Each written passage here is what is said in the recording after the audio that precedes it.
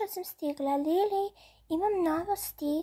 Danas moramo da odemo jednu kolibicu, malu zelenu kolibicu, tamo, daleko, daleko odavde. Stvarno je prelepa ta livada, želim malo da se tamo odmorim. Pa, hajde, molim te da krenemo, molim te, treba mi prevoz. Hajde, moja draga Lili, znam da ćeš ti mene poslušati, ti mene mnogo, mnogo voliš, kao i ja tebe. Smiri se, Lelice, molim te, ako budeš dobro, dobit ćeš čak i neku nagradicu. Ha, šta misliš o tome, šta misliš? Pa dobro, pa hajde da krenemo. Ha? Op, up, up.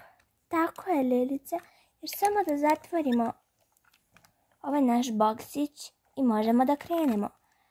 Pa hajde, kreni, juhu.